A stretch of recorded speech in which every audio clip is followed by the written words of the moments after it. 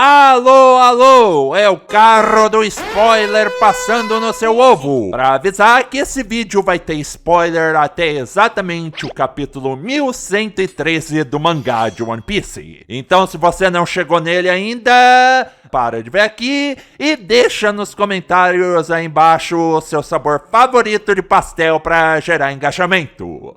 Valeu! Bom dia! Sabe, desde os tempos remotos das primeiras civilizações, existem dúvidas de A ou B que dividem a humanidade. Capitu traiu ou não traiu? É biscoito ou bolacha? Qual Jungle vai acabar com a sua MD3? Lee Sin ou Shaco?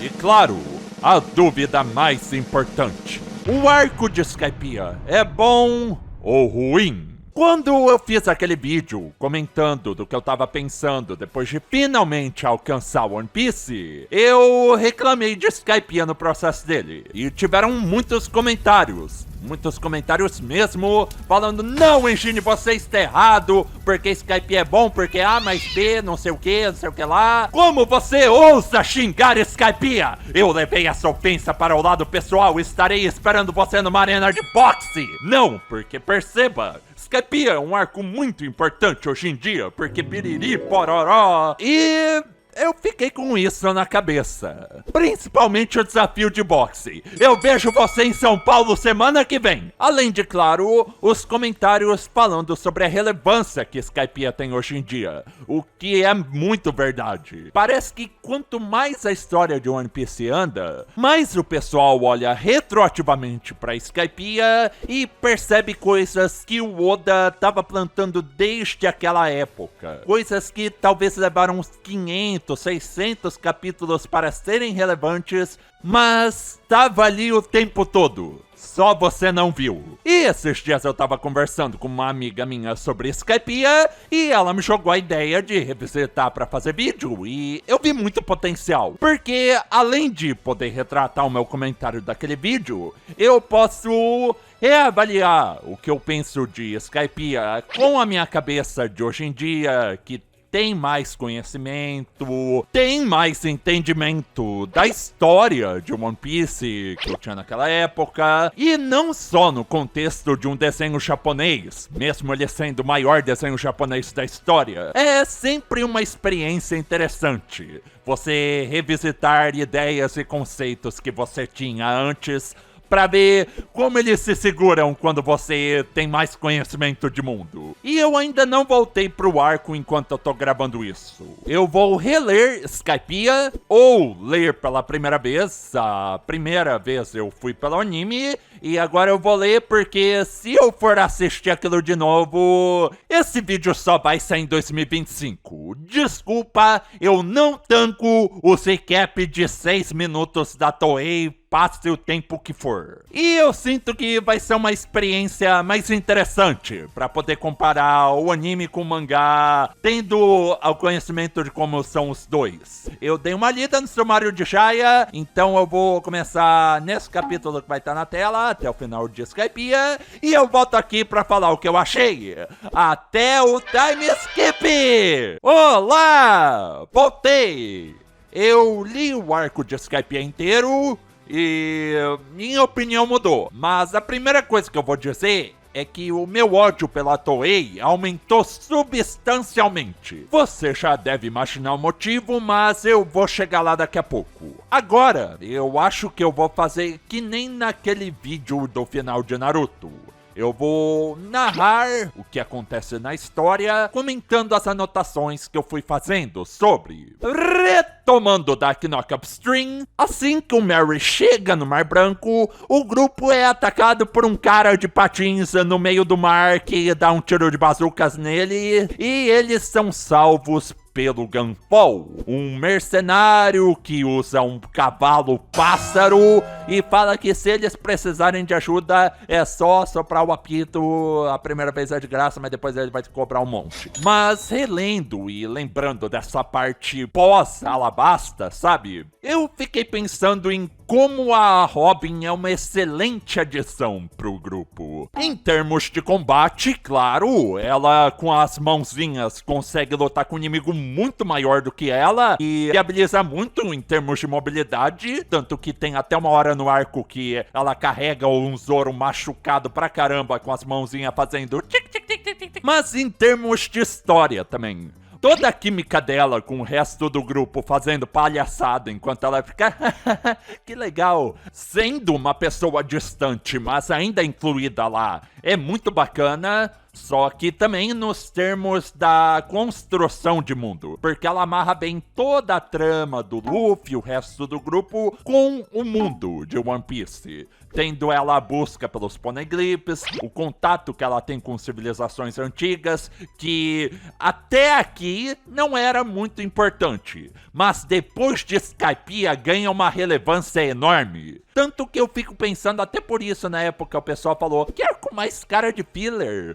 Porque ele começa a construir muita mudança que vai ser relevante depois do episódio 600 de One Piece. Só que naquela época, nos 170 e pouco, se eu não me engano, o pessoal olhava e ficava, tá, pra que eu quero saber de Shandor agora? Eu quero que o Luffy volte a focar em ser o rei dos piratas. Isso também pega e começa em toda a história na fábula do Noland, o mentiroso, e se torna mais relevante ainda com o capítulo mais recente de quando eu tô gravando isso, que é esse aqui que o Beto vai colocar na tela, quando o Vegapunk anuncia pro mundo inteiro que o nível do mar tá subindo. Então, imediatamente, todo lugar elevado de One Piece se torna relevante, um ponto de interesse, principalmente Marehua, mas não só lá. Pensa a Ilha do Céu. Sou capaz de apostar que depois que acabar o flashback do Joy Boy e voltarem pro efeito disso em Marehua, vai pra Ilha do Céu de novo, mostrar como o pessoal de lá ficou com essa informação. Mas eu já desviei demais. Depois que os Chapéus de Palha pegam carona lá pra Ilha do Céu, eles caem numa rota que tem pedágio.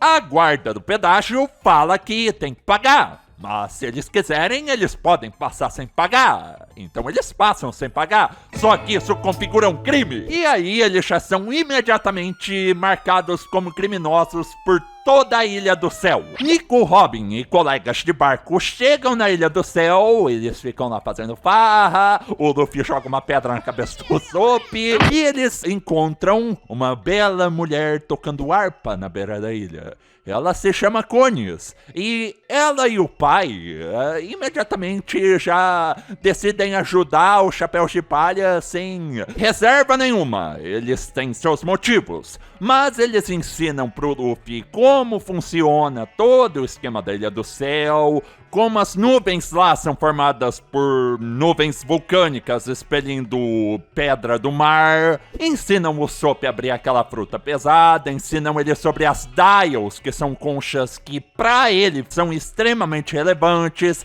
ensinam o Sanji a culinária da Ilha do Céu, ensinam pra Nami como pilotar o Waver, que é um veículo que se move sem necessidade do vento, que a Nami encontrou naquele barco destruído que caiu da Ilha do Céu. Eu acho muito estranho que a Robin decide ficar no barco, porque é uma civilização nova. Eu achei que ela teria interesse em ver tudo de Angel Island, as casinhas nos meios das nuvens lá. Isso é algo que eu acho que o Oda faz muito bem. Ter um design bem diferente e único para cada ilha. Aqueles spreads, aqueles painéis do mangá que ele desenha, todos os detalhezinhos, eu acho muito legal. Desde sempre em One Piece. Mas a principal coisa que você tira dessa primeira vista que eles têm da Angel Island é que existe uma fissura no contato entre o Mar Azul e o Mar Branco, como o pessoal de Skypiea se coloca.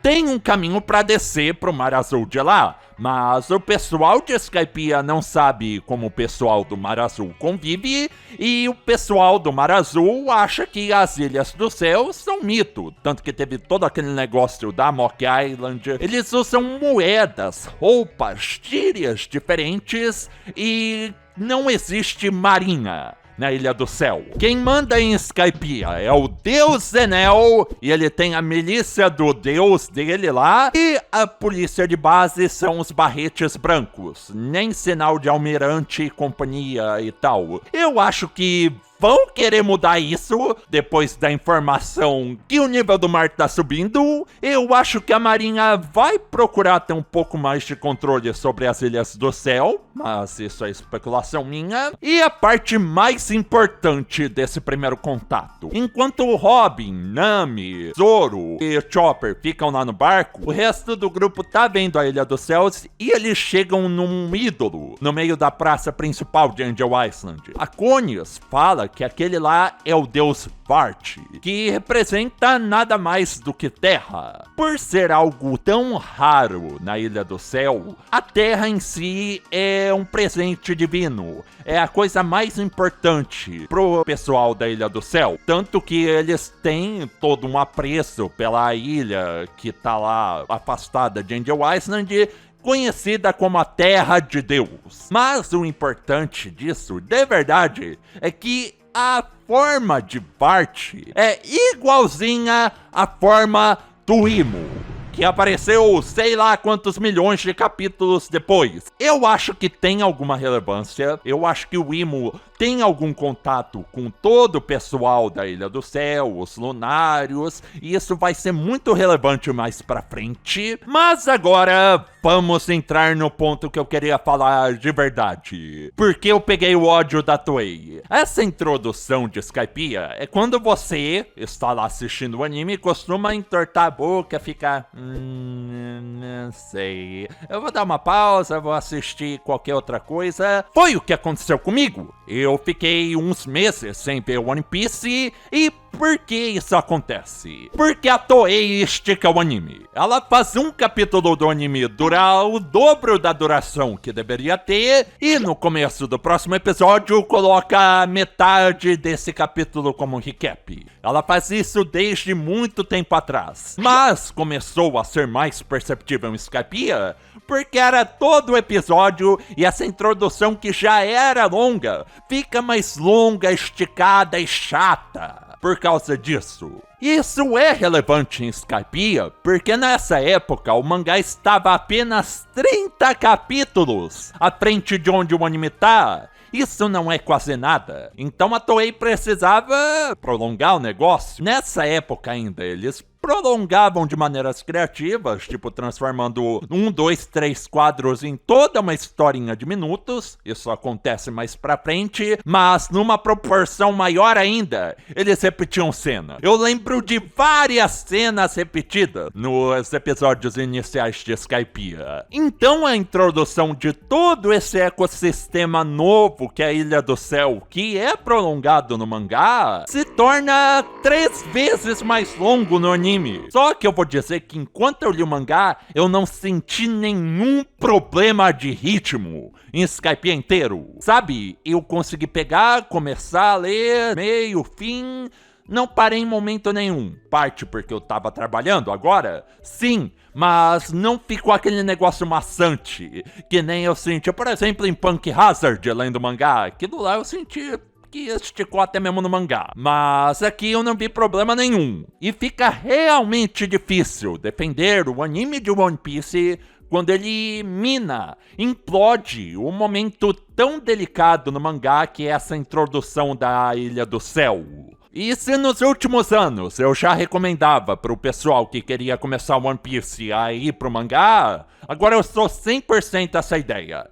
Começa pelo mangá, ou espera o anime que vai ser feito pela MAPPA, que vai ser uma recontagem do anime de One Piece. Ou assiste aquele projeto lá, que eu não posso falar o nome oficialmente, mas eles têm o objetivo de comprimir One Piece. Você deve saber qual é.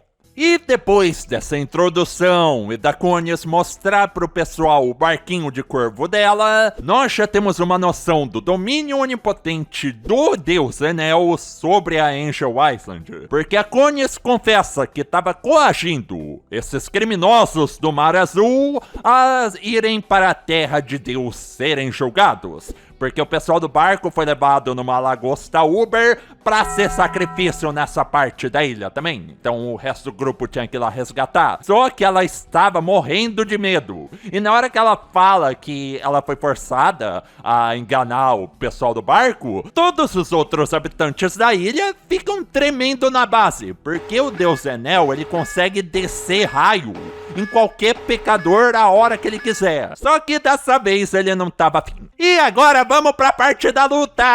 Briguinha de shonen, que é o que todo mundo gosta. Enquanto o pessoal tá lá no altarzão no meio da terra de Deus, esperando ser sacrificado por um dos 4 sacerdotes do Enel, Luffy, Usopp e Sanji vão lá no barquinho, vão chegando lá pela entrada principal. Eles têm que escolher uma das 4 portas dos 4 desafios para ir. Eles vão pro desafio das esferas, que parece ser o menos perigoso e tal, e lá eles encontram o Satori, um dos inimigos mais chatos de One Piece. Só que ele é nostálgico pra mim porque ele foi a primeira coisa que eu vi de One Piece numa revista sobre anime lá na época de Dom Pedro. Faz muito tempo, mas eu lembro vividamente. Porque quando eu revi ele no anime, eu fiquei, caramba, era ele! Daí começa o pau e Luffy, Usopp e Sanji tomam um sacode do Satori, porque ele usa um mantra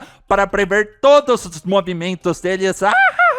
Mantra nada mais é do que o nome que o pessoal de Skypiea deu pro hack de observação, da mesma forma que o pessoal de Wano chama o hack de armamento de Ryuo. Enquanto isso, num lugar calmo, longe de Angel Island, o Gunfo conseguiu resgatar a Connie e o pai dela pra casinha humilde dele, e eles têm uma conversa enquanto o pai da Connie conserta o waiver que a Nami entregou, na qual a gente descobre que Gunfo era o deus antigo de Skypiea antes de Enel roubar o trono, e que Gold Roger, sim, aquele mesmo pirata importantão, foi pra Skypiea 20 anos atrás e era amigo do Gunfo. E depois de perder o trono de Deus, tudo que ele quer é proteger Skypiea da maneira que ele pode e uma solução pacífica pro conflito do pessoal de Skypiea com Shandia. É uma guerra que dura 400 anos, na qual o pessoal da tribo de Shandia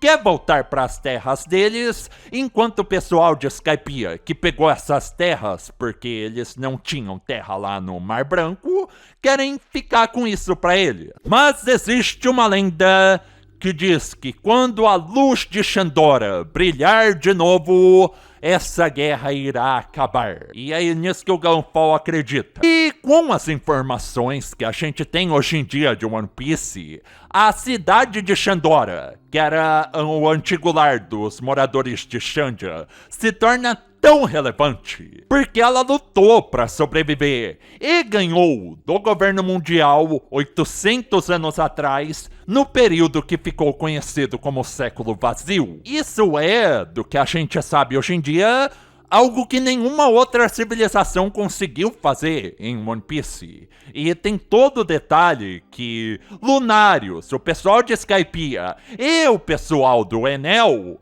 são todos parentes. Todo mundo tem as asinhas de anjo e vieram do mesmo lugar, que é a Lua. E o objetivo do Enel é voltar para esse Endless Party.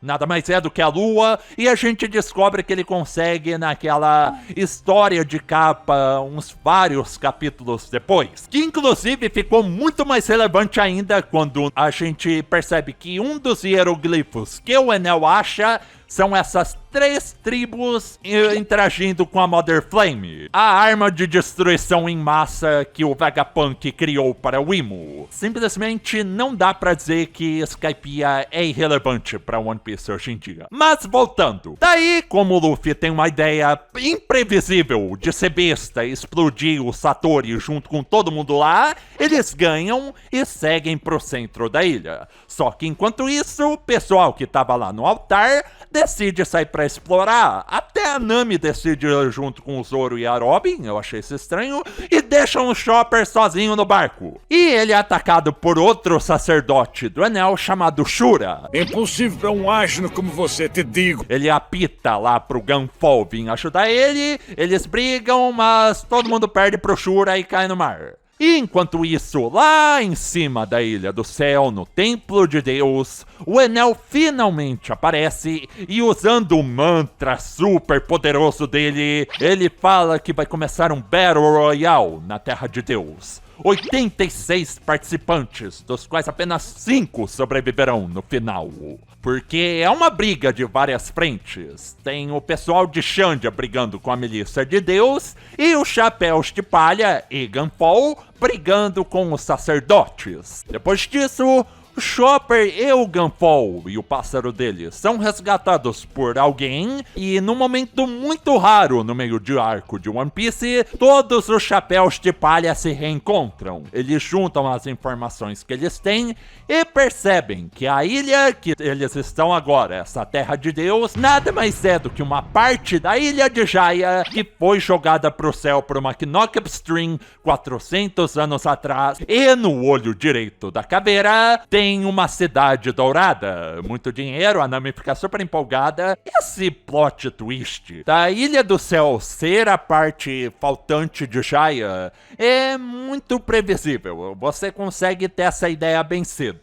Mas é legal no contexto de aventura de One Piece. E muito importante, enquanto tudo isso acontecia, a história de capa de One Piece tinha uma história extremamente importante sobre o Apol sendo um vendedor de brinquedo e se reerguendo na vida. Eu achei muito legal, obrigado Oda, gênio. Mas como nesse reencontro já tá de noite, os Chapéus de Palha decidem encerrar o dia. Vamos dormir aqui mesmo em território inimigo, não tem problema. Daí tem uma parte que no mangá só dura 3, 4 quadros, mas no anime eles expandem, isso eu vou dar crédito pra Toei, que são eles encontrando os lobos. Eles têm aquele momento de desencontro lá, mas depois todo mundo vira amigo, os Chapéus de Palha e os lobos decidem, vamos dar uma festa. E eles dão aquela festona lá, que vira a noite, e tem o quadro, tão importante quadro favorito do Oda, que é o Luffy na pose que depois vira do Guerreiro Nika. Tem coisa que a gente fala que o Oda colocou na história, deu pista desde o capítulo 1, mas que pra mim, simplesmente, ele não tinha como imaginar na época. O exemplo principal disso, pra mim, é o Sabo. Nem se ele aparecer na minha porta aqui agora, alguém me convence que o Sabo foi pensado desde cedo na história. Pra mim, o Sabo foi coisa que o editor colocou na história pra ocupar o espaço deixado pelo Ace. O Oda conseguiu fazer ele ser um personagem interessante depois? Conseguiu. Mas no começo, a entrada do Sabo é muito artificial. Mas, depois de reler Skypiea e ver tudo o que aconteceu, eu consigo concordar que desde essa época, o Oda já tinha uma noção do que ele queria fazer com o Luffy sendo o Guerreiro Nika, Joy Boy, Deus da Libertação e tudo isso.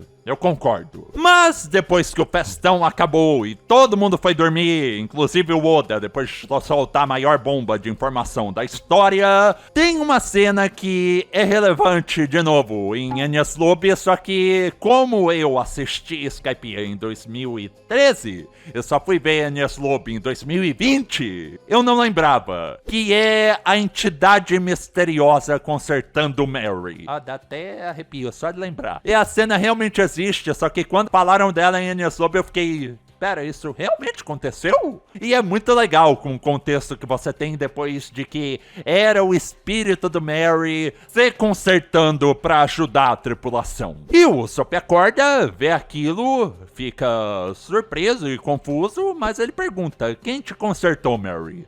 Muito bom. Daí o resto do pessoal acorda, eles vão se dividir em 2 grupos. Um grupo vai contornar a ilha com Going Mary pra sair dela depois, e o outro vai procurar a Cidade Dourada pra pegar o ouro e vazar sem lutar com Deus. E enquanto isso, o pessoal indígena da tribo de Xandia, que também são habitantes agora da Ilha do Céu, que tem como principal objetivo derrubar o deus Enel e retomar as terras que eram deles, vendo que tá toda essa comoção por causa dos habitantes do Mar de Baixo, decidem, beleza gente, é hoje que nós vai derrubar esse filho de uma boa mãe.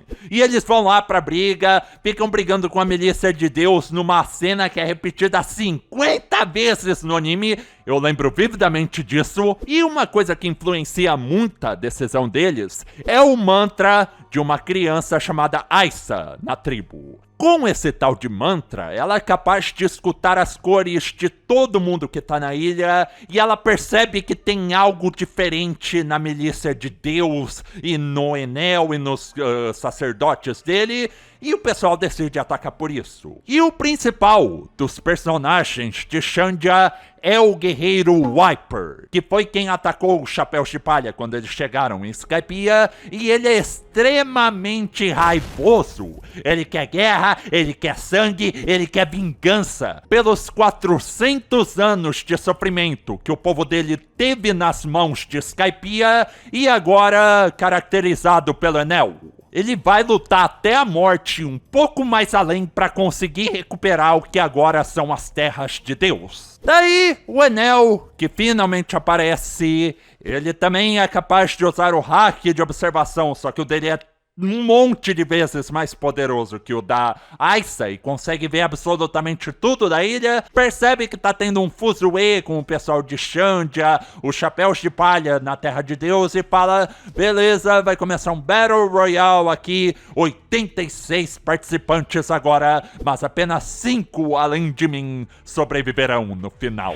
Começa o Battle Royale, temos o primeiro combate, Wiper contra Shura. O Wiper tem um dial extremamente poderoso, conhecido como Impact Dial, mas que se ele usar várias vezes, ele vai morrer de dor. Ele usa uma vez ali, pau, acabou.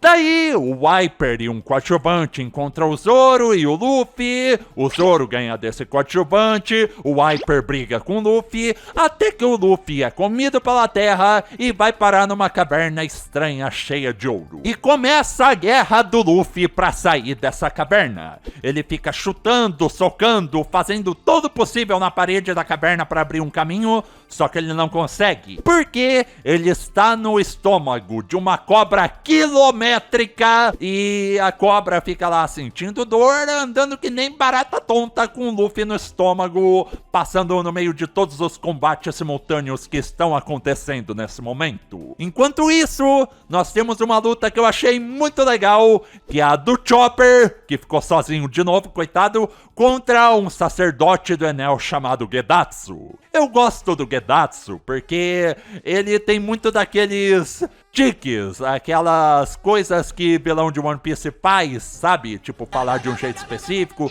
ter uma risada específica, agir de uma forma inusitada, e eu acho isso extremamente irritante na maioria dos casos. Eu só queria que todos os vilões de One Piece ficassem quietos, mas o Gedatsu é interessante porque ele é uma paródia disso. Ele fica com o olho virado pra trás até um guarda pra falar, Sr. Gedatsu, você não vai conseguir ver desse jeito. Ah, verdade. Sr. Gedatsu, ninguém consegue te escutar porque você tá falando, engolindo a sua boca. Pô, verdade. É muito engraçado essa dinâmica com o Chopper. O Chopper ganha dele muito fácil. E depois disso, o Zoro se perde, pra surpresa de 0 pessoas. E a Robin, que foi a única que seguiu o mapa para a direção certa, chega nas ruínas de Shandora. E começa, no mangá, uma sequência de quadros muito bonitos dela vendo as ruínas, explorando toda a história desse lugar abandonado. E, cara, como a arte do Oda é boa. São muitos quadros limpos, bonitos, detalhados, cheios de vida num lugar abandonado que você fica bobo olhando. Eu não entendo como alguém consegue dizer que One Piece tem arte feia. O Oda tem um estilo bem específico, tem, mas de forma alguma um cara que consegue desenhar isso que tá passando na tela agora tem uma arte feia. E nessas ruínas, a Robin não encontra ouro nenhum. Mas ela acha um texto, na mesma escrita dos poneglyphs, dizendo que existe um poneglyph no centro da cidade, que não tá lá, no lugar só tem um pé de feijão gigante. Enquanto isso, tá tendo a jornada do Zoro, sendo incapaz de seguir pro sul, seguido de uma ave que só olha pro sul. Eu adorei a amizade do Zoro com a Saltbird, eu espero que ela entre pro Chapéu de Palha. Na verdade, lendo essa parte que é relativamente do começo de One Piece, eu percebi o quais boas eram as interações, as palhaçadas que os Chapéus de Palha faziam no começo. Sabe, aquele negócio de ficar com os dentes pontudos e bater um na cabeça do outro, se socar. E quanto eu sinto falta disso. Não é algo que necessariamente se perdeu, mas ficou menos constante quando a história foi ficando mais séria e mais shonenzada depois do Mundo Novo. Hoje em dia a gente tem isso a cada 50 capítulos e obrigatoriamente tem que ter o Brook falando sobre calcinha. Mas voltando pras brigas, nessa parte a Robin também encontra um cara grandão, que era o chefe da Milícia de Deus, e faz crack nos membros dele porque ele tava destruindo as ruínas de Shandora. Certa ela. Mas incluindo essa luta da Robin e outras várias intermitentes, tinham várias lutas de Skypiea que eu não lembrava. Uma delas, inclusive, é a próxima que segue. Depois de todo esse vai e volta, bate e rebate entre Chapéus de Palha, Milícia de Deus e Shandianos, enquanto Luffy faz um rodeio de cobra, acaba que tem um encontro de 4 pessoas, tecnicamente 5 por causa da Nami, muito inusitado, que são Wiper, Gunfall, o Wom, que é um dos sacerdotes, na verdade o sacerdote que sobrou da Milícia de Deus, e o Zoro. Tipo, tá todo mundo lá por um motivo, tá todo mundo junto. Ah, vocês querem brigar? Eu quero brigar. Vamos brigar então. Tecnicamente o Zoro e o Gunfall não tem nada um contra o outro, mas eles estão lá naquela palavra com S e se cair coisa em um, tá lá. E o Wom, por ser o sacerdote da prova de ferro, cerca todo mundo em uma gaiola de nuvem. Onde é que eu já vi isso antes? Ou depois? Mas esse arame é um arame mais arame que os outros arames por ser feito de um dial e usar a nuvem do céu. Então se alguém tentar sair ou entrar, como é o caso da mulher de Shandia e da Aisa, que também tá lá porque ela não aguentava ver todo mundo da tribo sofrer sem ela fazer nada, vai dar ruim pra pessoa. Mas essa luta e o resto de Skypiea ficam para o próximo episódio, porque esse vídeo já tá longo. Eu achei que eu não ia ter 20 minutos de coisa para falar de Skypiea, mas pelo visto eu cheguei na metade e ainda tenho muita coisa para falar. Por hoje eu já vou deixar a minha metade de opinião geral. A minha opinião de Skypiea mudou muito. Não acho que seja um arco ruim hoje em dia. Pelos motivos que eu já falei até aqui, de que muitos dos problemas que se criam em Skypiea são por causa do anime da Toei, mas tem outras coisas que melhoram o arco e tornam ele muito mais relevante depois de ver e ler pela segunda vez, que eu vou acabar comentando no próximo vídeo. Sério, tem tanta coisa ainda pra falar de Skypiea. E eu vejo vocês lá. Espero que tenham gostado dessa revisitada, talvez até mudado um pouco de conceito sobre Skypiea até agora. Muito obrigado pro pessoal do Apoia-se e da Twitch, que tá passando o nome aqui do lado. E até o próximo vídeo. Falou!